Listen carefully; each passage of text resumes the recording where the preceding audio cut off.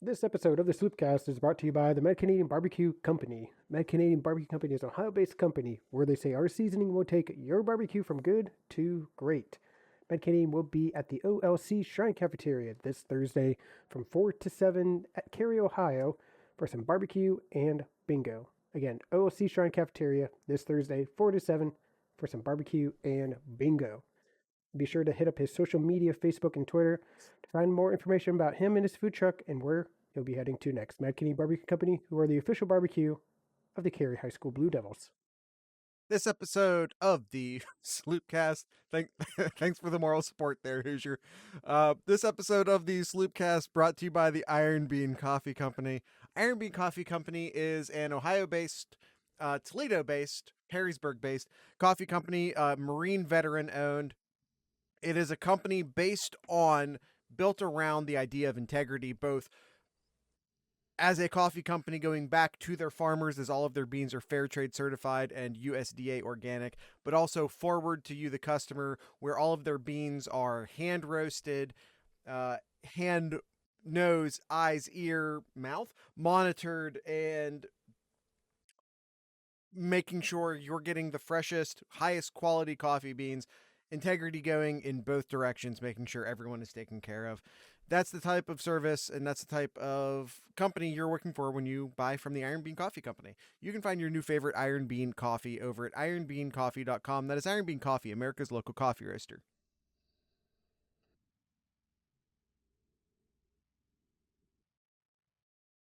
I was going to say, how you doing, YouTube, but I think we all kind of know how everybody's feeling today. Yeah, yeah. I see we're already off to a positive start down in the show notes. They're jumping ahead of us on the grades. They are not being kind. Um, and are being, quite frankly, very honest. So, Kyle, let's not let them get too far ahead of us. Let's get into it.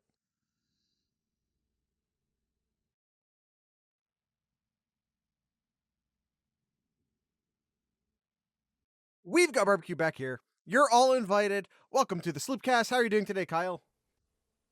I think I say this every time that after a Buckeye loss is I'm here. I'm here, Jared. I'm How here. about you? The sun came up, Kyle. I have good news and I have bad news. Um, this is our very first as a Sloopcast Mm, post.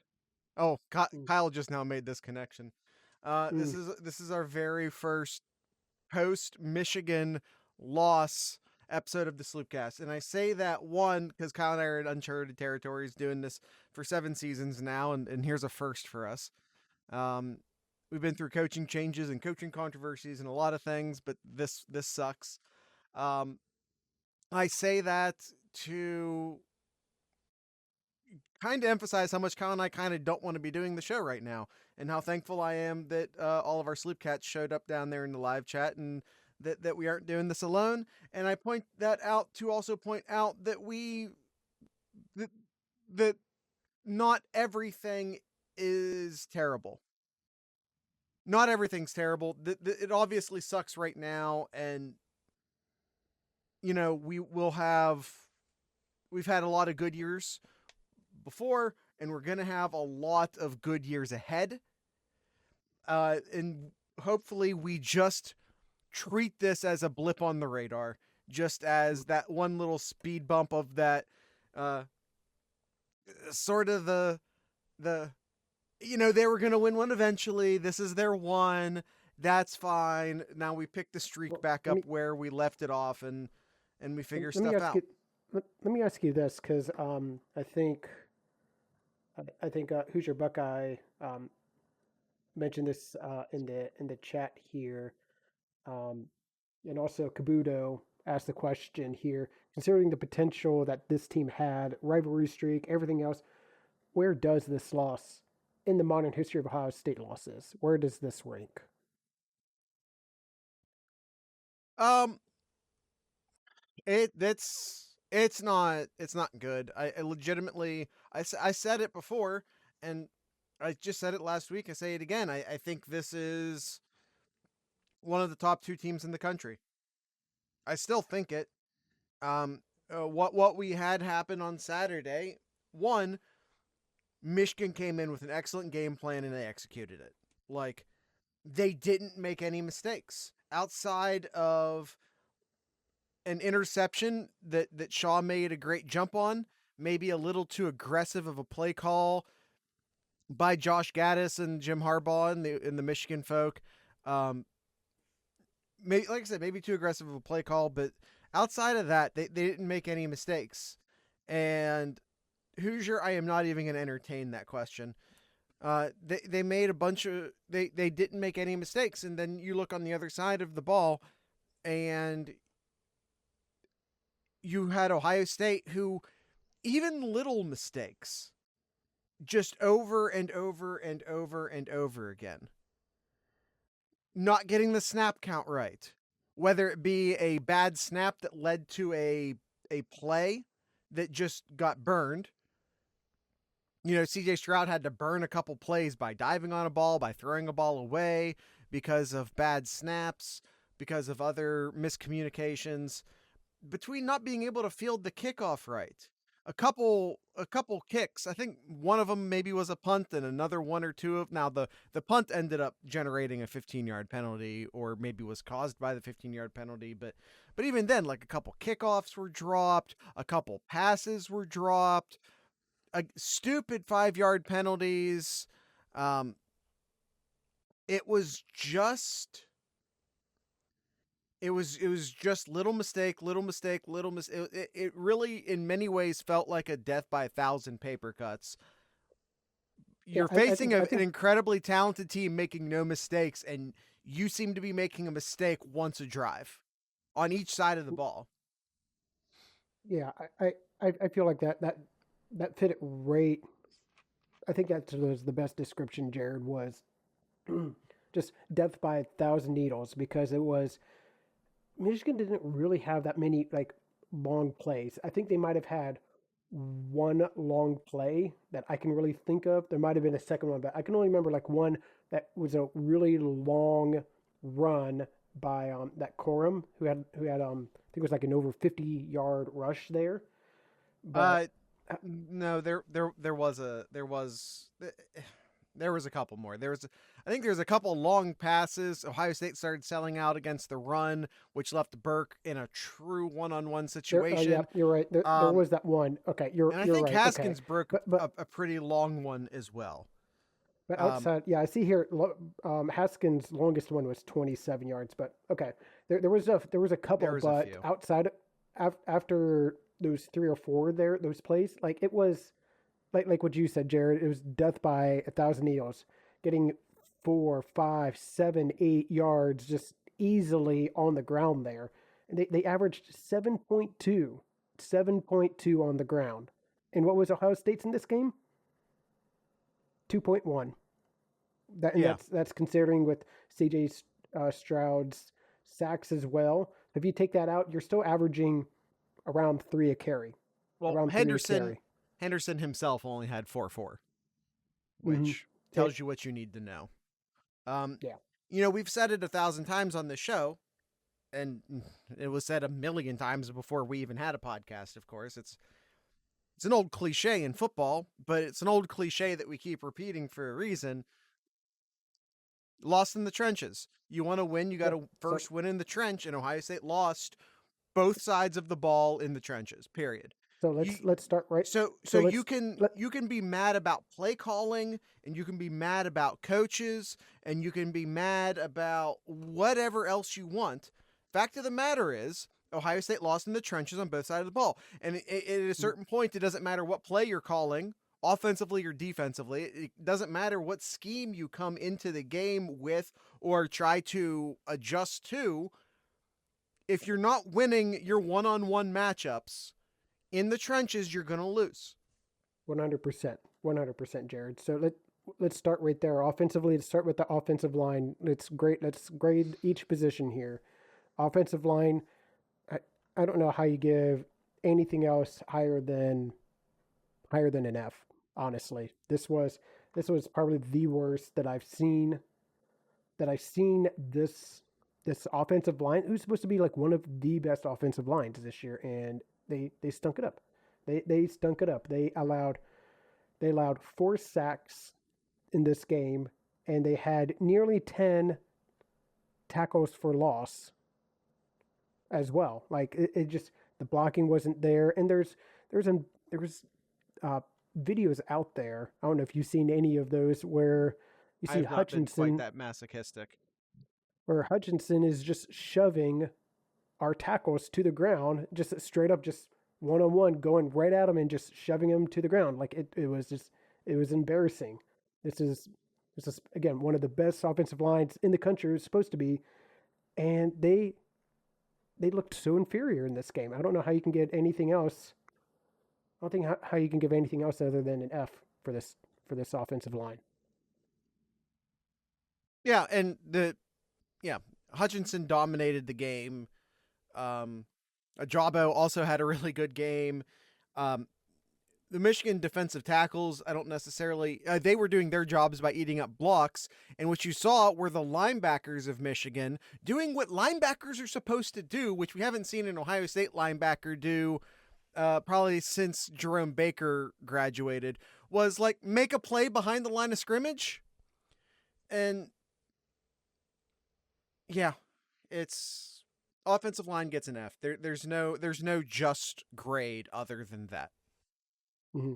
Absolutely. So tight end, I'd I'd have to also give like the tight end. Maybe I'll give the tight end a D minus, maybe an F too. Like they, same thing goes with the offensive line. The blocking from them was not up to par where they needed to be. Even if it was a little chip to give a little bit more time. It not to the expectations we expected from Ruckert and Stover from this group of tight ends. Yeah, I mean, where was Ruckert? Like, did he have a catch? He did. He I had know he that's what I'm saying. he I think he had a catch. He literally had one catch. And actually no, he didn't. No, he did not. He did not record a catch. I think he had a target but did not get a catch. So no, zero catches by the tight ends here. So yeah, I that's a noticed straight up that F too, for Austin. me. Austin points out that Silver also got time at linebacker this game. He did. Why? He did. I assume maybe because of injuries and player unavailability at linebacker. There I know was. Yep. Neote missed another game. I presume that's why. I don't know, but the run game didn't work. The tight ends didn't get involved in the passing game. They were a non-factor. Mm-hmm. Yeah. Yeah, that's Yep. it. F for the tight ends too. Wide receivers. Let's move on to the wide receivers here, Jared. It's hard to I'm grade the wide receivers, I would say, in many ways. I think that um, JSN had a good game. I thought Wilson had a couple really nice catches, but the passing game in general felt really off. If it and I would say once again that started with the offensive line in many ways. mhm. It's hard to put any blame on the wide receivers here because I feel like when Stroud had a clean pocket, he was completing like Stroud had a good game. Like I feel like we're just handing out Fs over here. I thought Stroud had a good game, and I Yeah. thought the wide receivers had a good game. Yeah. I was actually. Unfortunately, they didn't. When the pocket was clean, Mhm. it was there. Yeah, I was going to give the wide receivers like a B minus because I thought overall they did better than average. They had 28 catches between the three of them for what is that 300 yards over about 300 yards for the What? game there, and that's what you want out of your Well, top I would three ask receivers. why a B minus then. I feel like we The, can't the, we couple can't there, we can't just go full negativity here and start handing so out subpar grades because a lot of it is expectations too from this wide receiver group here, and there were drops. There were drops and critical drops too at right. I'm times. not saying they should So get an A plus, but at the same time, I I just don't want to I don't I don't want to go like overwhelmingly negative here just no, because we lost. I don't feel like there's any blame. Not not to say any blame, because as you said, there were drops, but Yeah, and based on my expectations and seeing the drops there, I again most of it is just expectations. What we come to seeing all this year from these wide receivers, it just didn't seem like themselves, which is why I gave a B. It's good grade, but it's not like the kind of grade we would give out like when they played Michigan State. right, but it's football. All of the systems have to work together. Yeah, I And understand. I don't feel like all of this I mean, I feel like we could maybe compromise and go B plus here. I think it should be more like an A minus. Um, Okay, so all right, if that's good with you, all right. B plus is fine there. All right, well, quarterback you put Jared. it for the wide receivers, or you put it for the Oh running backs, yes, not the yes. wide I'm receivers in sorry. the Yep, notes. wide receivers. Yes. All right. Sorry. Running backs.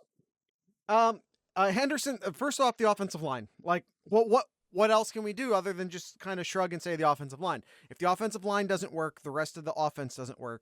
And a lot of that had to do with Henderson and Mayan Williams' lack of productivity. Also, Ohio State got down early. So much the same way that Ohio State took Walker out of the Michigan State game, Michigan took Henderson out of this game. Now, also, it just wasn't being productive. Like Ohio State came out first drive of the second half, ran the ball, and punted. I I people got mad about that, and I understand why, because in retrospect, it looks like a terrible set of play calls, right? But I think Ryan Day challenged his offensive line to go out there and win some battles, to go out there and set the tone, and they failed. And I'm not saying Henderson's blameless in all of this. I feel like he tried to break a couple plays. I feel like he got desperate and tried to break a couple plays outside when he should have been following the scheme and following the blocks. I think he was trying to make something happen that wasn't there on several occasions. They on occasion they were Austin. Um, Not to say it wasn't always bad, and there were occasions in which I saw him I saw him pass on cutting up in an Yep. effort to continue to string out. And I'm not saying I don't get it. Maybe it was him just doing his damnedest to try and make something happen. Yeah, Michigan Bucknut backing me up on that one. You know what I mean? He's a freshman who's used to being able to impact and take over a game, who was trying to do that. And Yep. I don't put a ton of blame on him for that, but the fact of the matter is that he was passing on 5-6 yard plays and getting 1 or 2 yards because he was trying to break them Mm. outside when Ohio State Yep. really needed those. And again, So I get it. The mentality, I get it. to go along with everything that you said there, Jared, a lot of it had to do with the offensive line and how they played, which affects how the yardage that Henderson and to a degree Mine Williams too. I, it is hard to grade the running back here because of that play, but we got to give him a grade here. And I was thinking like a B minus C plus range around there, which I I think is think fair. that yeah. Either I'm okay with either one of those, Kyle. Okay. All right. And then the last one here, the quarterback play. Now, there's a lot of people, and probably the same people after the game or even during the game. Hey, Michigan Bucknut, can you go ahead and throw that question into the Ask Sloopcast so I can come back to it? A lot of people ripping on CJ Stroud, saying CJ lost the game No. and this and that and blah blah blah. And those are probably the same people Who were against him all year? yep, against him all year. Just turn their backs on him in this game here. CJ Stroud in this game, 34 again with drops and the amount of time he had in the pocket. 34 for 49, which is 69% completion. Nice. Listen, it's I know Three, the episode we're doing here. If you think I'm going to pass on saying nice, there you've not watched three, not watched or listened to this podcast long enough. 394 yards, 2 touchdowns, 0 turnovers in that game. And considering the rush that was on, but this is the worst pass rush he's faced in his entire college career. Maybe and I ever. felt like he handled it with an incredible amount of poise and not throwing interceptions, not losing the ball once on a fumble. By the way, he finally ran for that touchdown that everyone's been asking him to run for. And he looked good doing it. He looked good. Yeah, and it unfortunately got called back. They still ended up getting a touchdown on that drive, though, didn't they? Mm-hmm. So yeah, they did. Yes. Yeah, they did. I mean, it is. I It really, is. I really I want. thought CJ Stroud had a great game, honestly. Yeah, I think this is probably the only position where, where a position actually gets an A rating, and I'd give him an A minus here. I thought Stroud played very well in this game. Yeah, he had the 2 fumbles, but he recovered them. Now there's some reports about him being sick and had a hard time audibling and trying to talk to his team, which could affect. But I'm not here to try to make excuses or anything. But I thought he played really well. I would almost say that had something to do with all of the false starts, except that we saw that at times all season. Very first play, or even the very first offensive snap.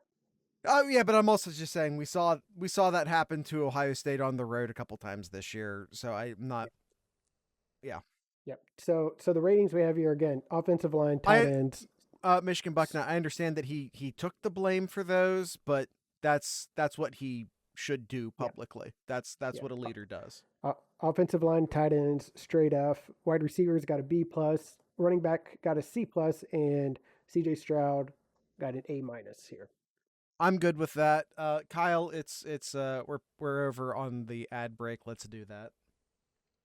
Sure thing. Why don't you kick us off with the Iron Bean Coffee Company, Jared?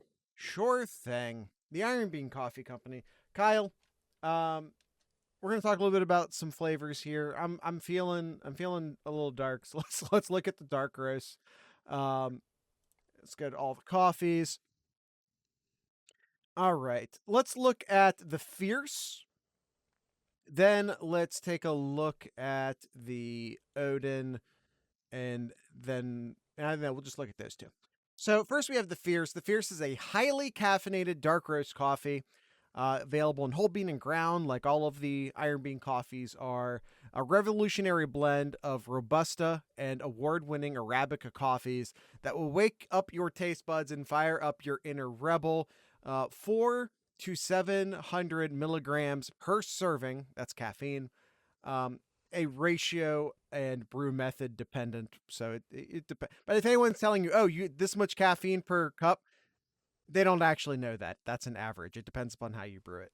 So they're just being honest with you here.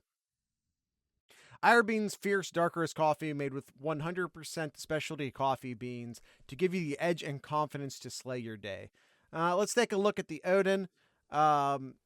Drink coffee like a Viking. Organic, Ugandan, volcanic soils feed the fire in this single origin dark roast. The Odin coffee will keep you fighting long after you should have gone to Valhalla. Kyle, we got a Sun card in the chat. I wanted to point that out. You were saying he was like the one person missing from the gang, so there he is. So yeah, that's the Odin, and of course, if you want a lighter version of the Odin, there's always the Thor and the Loki as well. So if you want to find your new favorite coffee, all you have to do is go over to ironbeancoffee.com. That is Iron Bean Coffee, America's local coffee roaster. This episode is also brought to you by the Mad Canadian Barbecue Company, who will be in Cary this Thursday at the OLC Shrine Cafeteria 4 to 7 for some barbecue and bingo.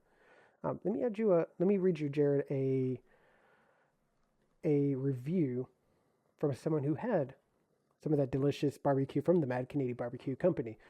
They mentioned here picked up some brisket and pulled pork meals for lunch. Uh, all truly enjoyed their food. We both ordered both kinds of sauce on the side, and after one taste, we didn't have even opened the Sweet Baby Ray's containers. Used the Kerry Floodwater sauce, and it was delicious. Sauce is fantastic. A couple of us um, who don't even like baked beans tried their second place beans and were outstanding. Definitely check him out and absolutely recommend their food to our family and friends. Yum. Be the next review by checking him out this Thursday 4 to 7 at the OLC Shrine Cafeteria again for some barbecue and bingo. And be sure to hit up his social media to find out more information about him and his food truck and where he'll be heading to next. Mad Canadian Barbecue Company, who are the official barbecue of the Cary High School Blue Devils. All right, All right. Jared, defense, and let's kind of like the offense here. Let's start with that defensive line. F. I'm sorry. Like what else? What else is there to say? Michigan ran the ball at will. Ohio Yep, State they ran, needed just like a single stop.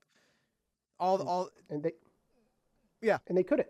They couldn't. The last 5 full drives for Michigan all resulted in touchdowns. Going back to their last full drive in the first half, and all 4 full drives in the second half, all resulted in touchdowns here. Almost 300 rushing yards here, and the defensive line 0 sacks and 0 tackles for loss in this game. Straight F, and you might as well give that straight F to that linebackers as well too. Yeah. What else is there to say? Yeah, I mean, I don't know. Maybe a D minus, maybe a D. I really don't feel like. No, you're right. They need to be able to get off blocks. I saw, Mm-hmm.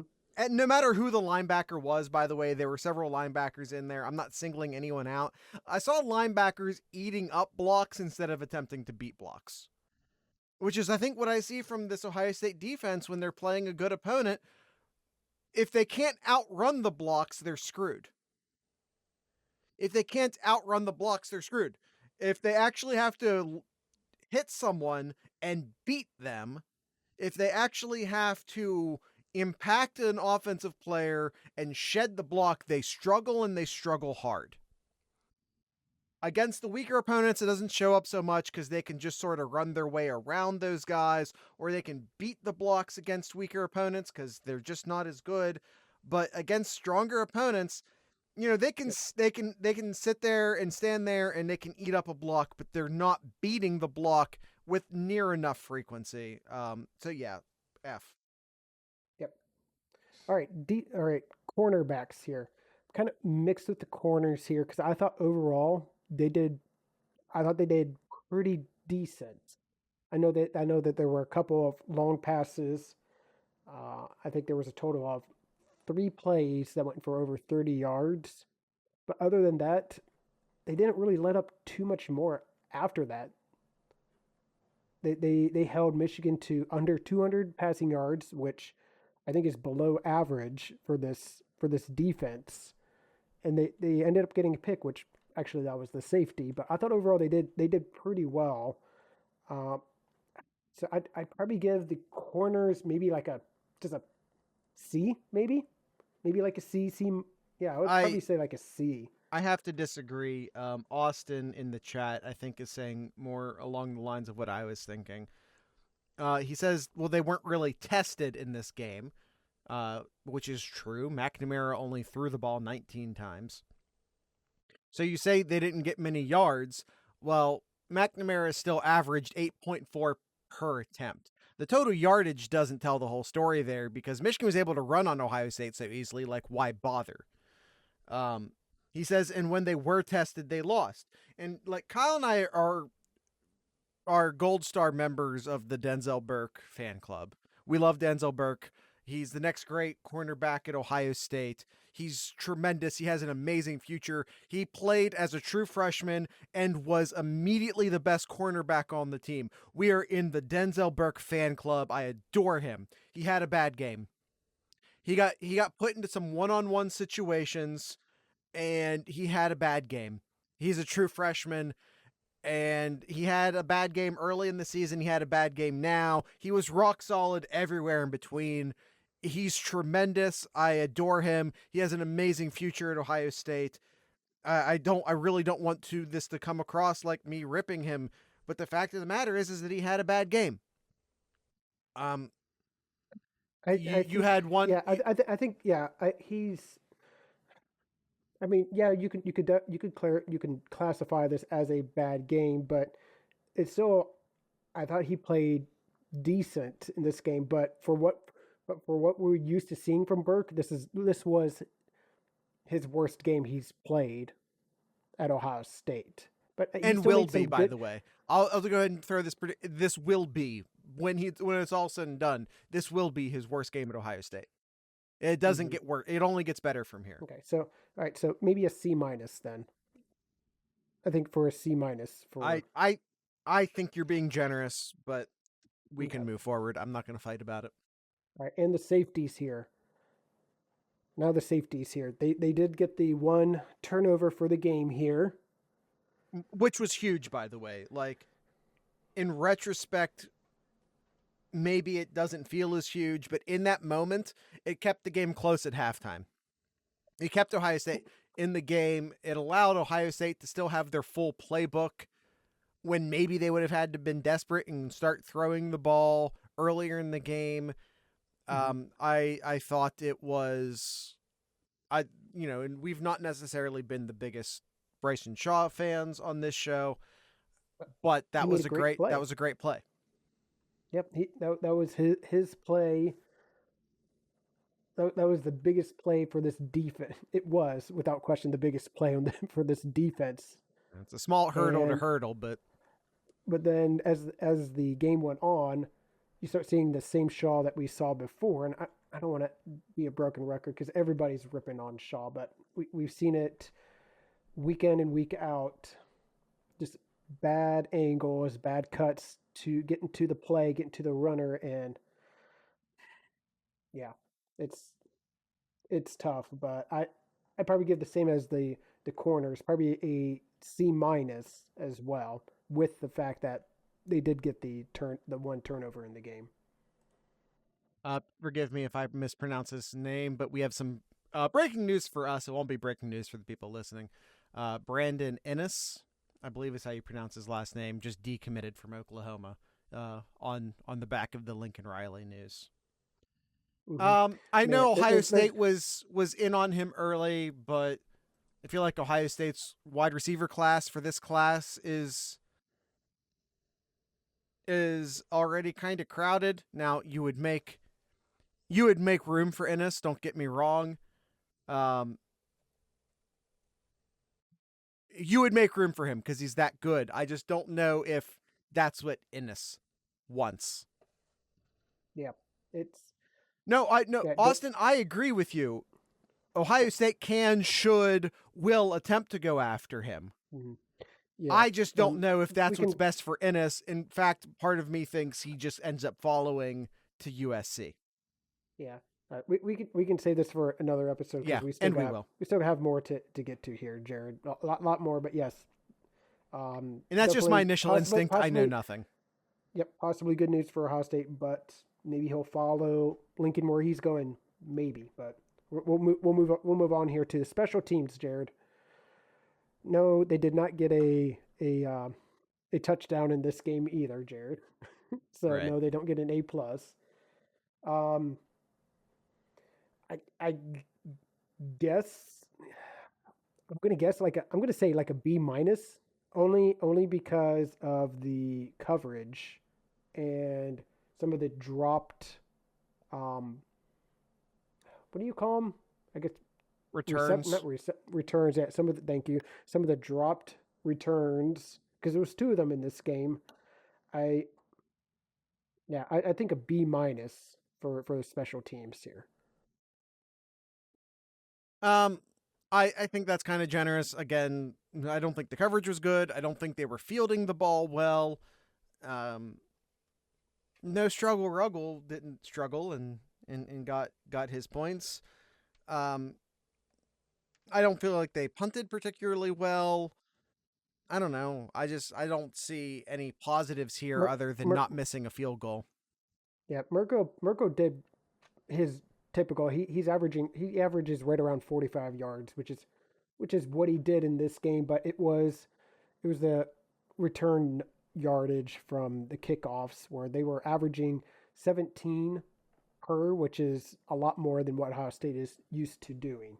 So yeah, I'm going to stick with B minus just because Ruggles did go perfect Okay, and I Mirko formally disagree, did his job. Okay, and I yeah, formally well, disagree. okay. All right, and coaching, Jared. Okay, this All is right, this is I think everyone agrees what no, we're not giving that letter, Stuart. I think everyone agrees with the rating for this coaching staff. Zach says Z. uh, it's an to me it's got to be an F just because of I don't know even where to start. I mean it starts with the preparation for the offensive line, defensive line, what you're going to do with Hutchinson. I was a little surprised to see how impactful Hutchinson was in this game, knowing that, hey, maybe you put a tight end on that side to slow him down, just like what every other team does whenever Ohio State had a Bosa or had a Young, but we didn't really get to see that. I really did not see it that often here. It's I just felt like, and there wasn't really much coaching changes in the second half here. You know, Jared mentioned about, oh hey, let's run it on our first drive and assert our dominance, and it wasn't there. An F. It's got to be an F. yeah. It is. I mean, we've told you since October that the coaching was just never going to be that the defense was just never going to be what it needed to be.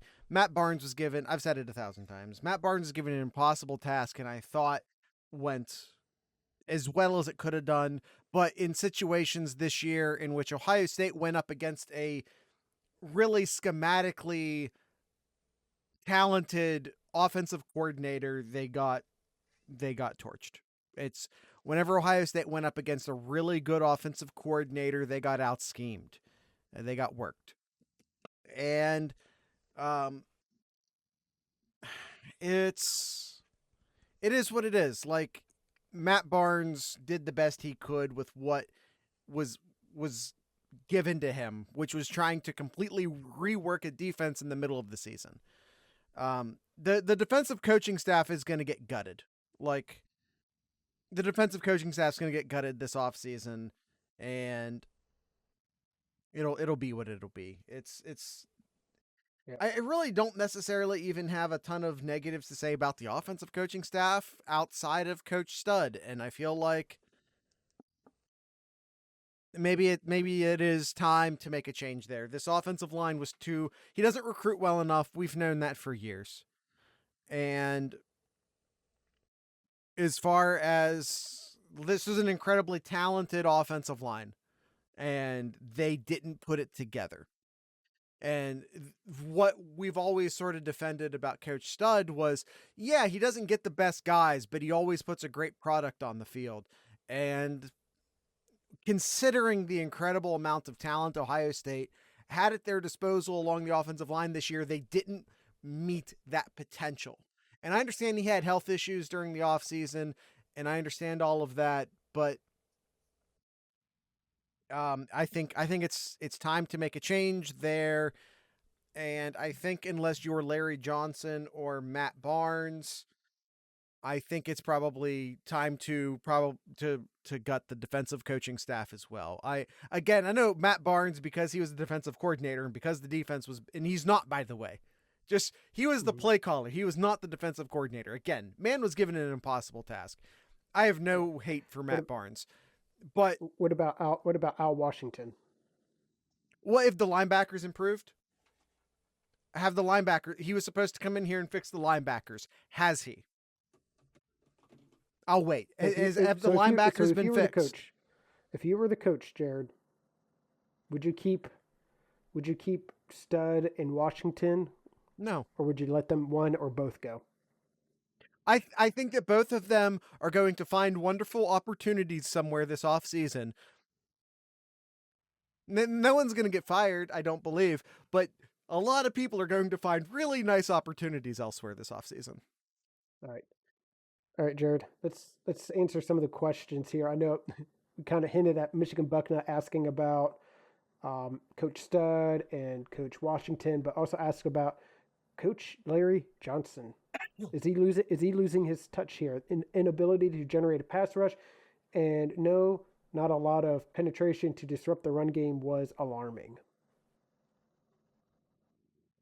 And yeah, no, absolutely. He's not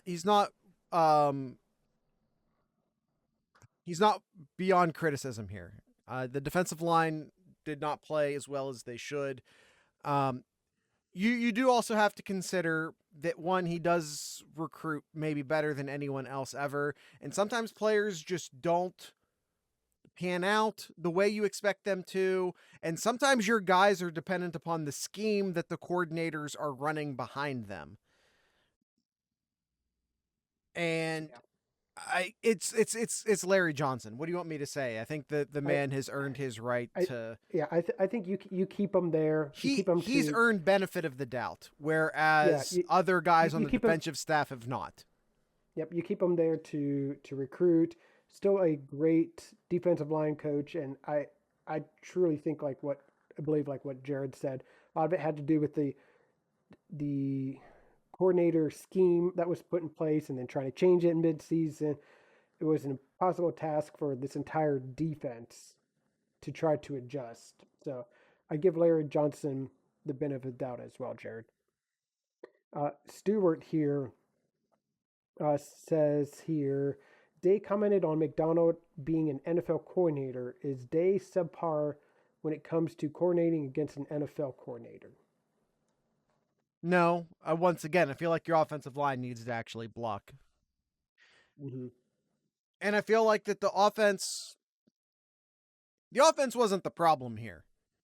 Did this offense perform the way we expected or wanted the offense to play in this game? No. Michigan also was able to completely shred the clock apart. So the offense didn't get the same number of opportunities that they normally would. I don't think so. I think Day and Wilson are fine. I have no issue with Day or Wilson whatsoever.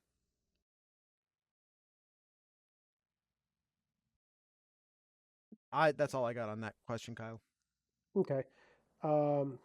Ty Hines asks, "What was this the year to win it all with all the chaos and teams who are usually dominant not being so dominant?"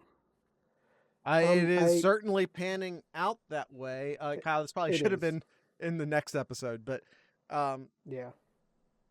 Oh, in the 28 spots, there have been 7 playoffs to this point. In the 28 spots, there have only been let me say this stat correctly. For the 28 spots, 20 of those spots have been filled by 4 teams. Yep. Only 8 playoff spots have been filled by a team that isn't Alabama, Clemson, Ohio State, Oklahoma. That's it. All of college football gets to split up those other 8 spots. Crazy to think that. What are we looking at right now? Oklahoma's out of the playoff. Ohio State's out of the playoff. Clemson's been out of the playoff since September.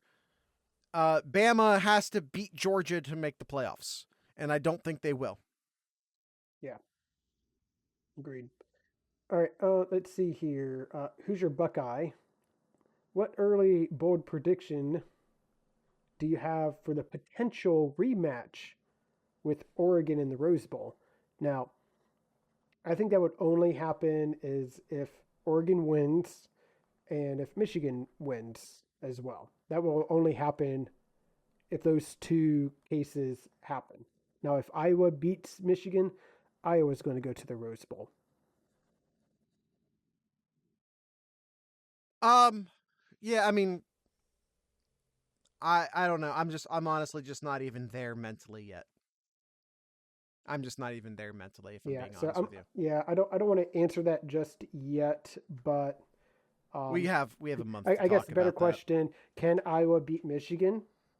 Maybe, but not the way Michigan played last weekend, and the way that we've seen Iowa's offense here. I really don't see Iowa really winning this game. But by the way, like I'm seeing a lot of in our own in the live chat right now, in our own Discord, on Twitter, elsewhere, a lot of posts starting with Ryan Day needs to blank. Ryan Day just lost his first ever Big Ten game as the coach at Ohio State. Just lost his first ever Big Ten game. And at the end of his third season, just lost his first ever Big Ten game.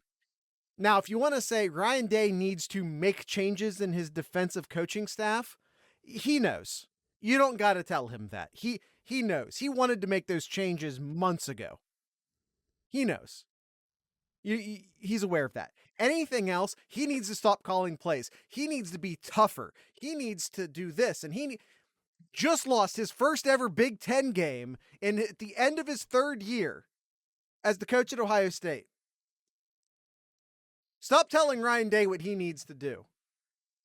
The sky is not falling. I understand it feels that way. It Agreed. feels like that way for me too. But the last thing you want to do is make some knee-jerk reactions and screw up what is an excellent program over one loss.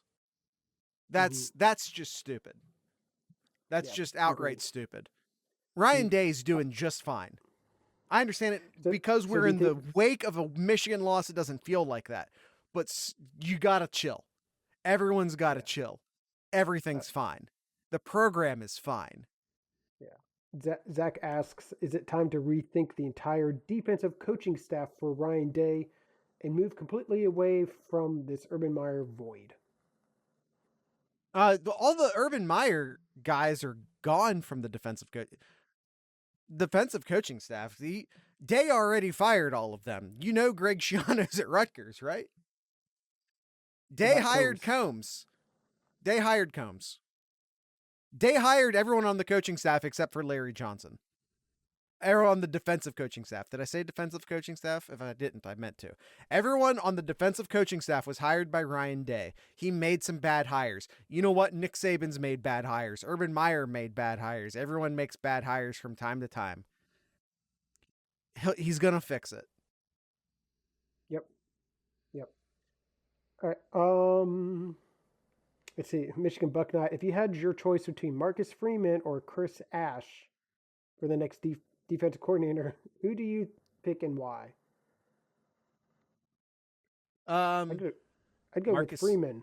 Marcus I'd go Freeman. with Freeman in a heartbeat. Yeah, Just I don't. I feel like that's just too much of a sideways move for Freeman. I feel like that's a guy who wants to be a head coach someday, and I feel like he sees it as like 2 years at Notre Dame than a head coaching job, and he probably feels like switching to Ohio State resets that clock for him.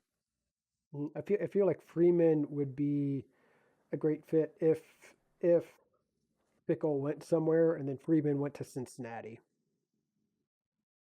I I well could see I could see like that working out, but doesn't seem like Fickle is going anywhere anytime soon. Now speaking of Cincinnati, they have a defensive coach with a familiar last name who I wouldn't mind Ohio State taking a run at. His name is Mike Tressel for everyone playing at home. I think that's an interesting play for the as a defensive coordinator. He's experienced. He comes from the Fickle tree. He comes from the Yeah. oh me. Am I reaching? Ty can't hear me. The um no, I think Mike Tressel is maybe he's not. It depends upon what their budget is. Because to me, you take Matt Barnes. Matt Barnes gets graduated to co-defensive coordinator, which is what he's been doing this year anyway. But you make it formal. Did I say that right? And then you go and get a more experienced defensive coordinator to be the defensive coordinator over Matt Barnes. Yeah, from the D'Antonio tree, yeah, absolutely. I think I think that's absolutely where I would. I mean, there are some bigger names out there that maybe you pursue first, but it just sort of depends upon, again, how much money they're going to spend and who else is interested. I don't really think Mike Tressel's Yep. maybe the first choice, but I think he's on the list. Yep, agreed. All right, Jared. I think that's enough for for today here, Jared. We gave our ratings. We got our asked Um, some answered some questions from our fellow sloop cats in our Discord channel. Michigan Bucknut added a couple questions on, but I feel like we answered them, by the way. We did. He said, is Strud really that good of a line coach? I think we gave our thoughts on that. Is Al Washington on the hot seat? I think we answered that as well, yeah. Yep.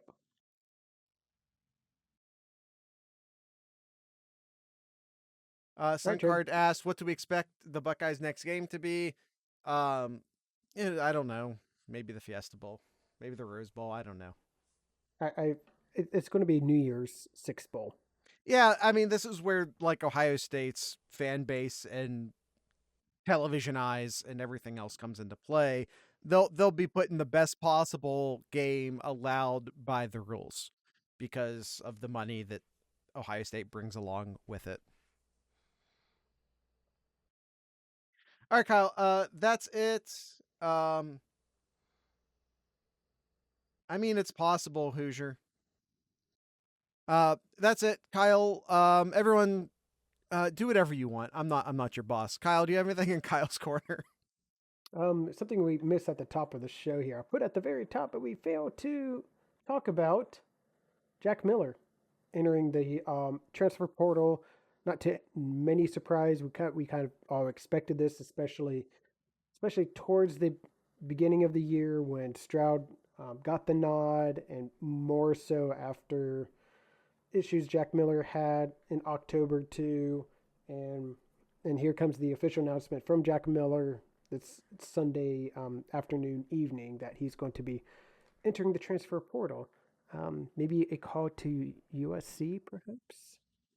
Maybe. I I mean, I think it makes sense. I think he maybe heads back. I don't necessarily know what USC has going for it quarterback wise, and if that fits into Riley's scheme, or we all know that Riley's not afraid to bring in a transfer quarterback. So Yeah. I Yeah. think Nope. that's Absolutely. yeah. Absolutely. Yeah. Best of luck to him. Came in as a Buckeye. We'll keep rooting for him, just like we did with all other Buckeyes who transfer out. We'll still root for him for success unless he plays against Ohio State. Then all that's off the table. But best of luck to Jack Miller. No, I'll still vote. I still will. No, Florida Buck. I still will root for Jamarco Williams, even though he or Jamarco. Jamarco. Sorry. That's a name from the past right there. Jameson. Ooh. What's the matter, Kyle? You seem out of sorts. Did something bad happen yesterday? Yeah, just end it. Let's just end it, Jared.